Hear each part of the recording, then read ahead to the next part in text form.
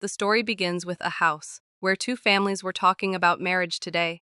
These people were talking about Sue and Wang's marriage. Wang's family had come to Sue's house.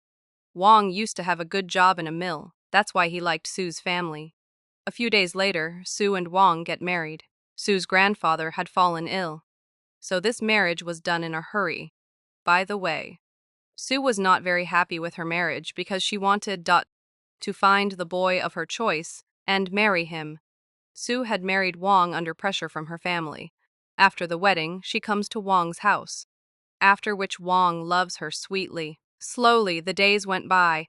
Wang was in love with Sue, but there was no love for him in Sue's heart.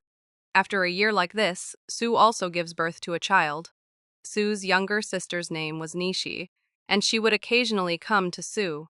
One such day she asks Sue that I am very surprised. You don't love Wang, but how are you still living with him? Sue tells him that all my dreams died on the day I was married to Wang. And seeing Wang, nothing happened to my heart. That's why I haven't fallen in love with him to this day. I am living with Wang to this day because of my child. Nishi was surprised to hear Sue's words because there was pain in her words. A few days later, Wang is promoted, after which Sue starts packing her belongings as she was about to go to another city with Wang. The next day, Sue had come to another city with her husband. She was walking around when she noticed a man named Simon. Seeing Simon, she started to move forward again, and this time Simon appears in front of her. Simone tells her his name and says that I am your husband's boss and that your husband told me about you. Sue was happy to meet Simone. After a while, Simone was at Sue's house. Wang was still handling the household items, and in the meantime, Simon invites the two of them to his house for tea. Obeying Simone, the two come to his house. Simon lived in a rented house, and his landlady's name was Roma. Simone tells Sue that I live in Metropolis and came here for work. Roma then tells Sue that I am a widow. My children live abroad, so I live alone at home. Sue was listening to both of them carefully. Wang tells Roma that we also have a child and that we have dropped him off at his grandmother's house. When we settle here, we will bring our child too. Wang and Sue also started living in a rented house. That's why he didn't bring his child with him. By the way, Sue's eyes were going to Simone again and again because she liked Simone. After some time, Sue and Wang were in their house, and both fell asleep in love. The next morning, Wang goes to his work. Sue's eyes were frequently visiting Simone's house. Simone lived right in front of him. Soon, Sue is happy to see Simone when he comes out. Simone also sees Sue and says hello, and then goes to her work. In the evening, Sue was at Simon's house, and they were all playing a game together. Roma was also involved in this game, and a neighbor of Roma was also participating. Simone's focus was on the game, but Sue's attention was going to him again and again. The next day, Sue was grooming herself. She was doing all this for Simone so that she could make Simone look beautiful. In the evening, Sue arrives at Simone's house, after which everyone starts playing the game together.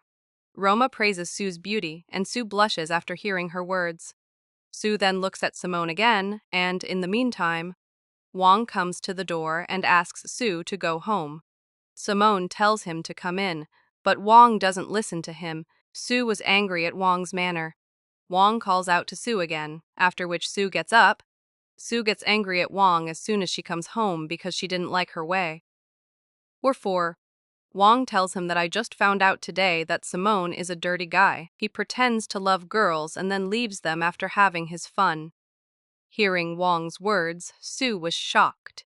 Lamender. The next morning, Simon was on his way to work. Sue was still watching him, and when Simon noticed her, he stopped. Seeing Sue's sad face, he started walking toward her, but Sue stepped back. Simon then continued on his way to work. That evening, Wang told Sue that their child had become very naughty and missed them a lot. Sue listened quietly.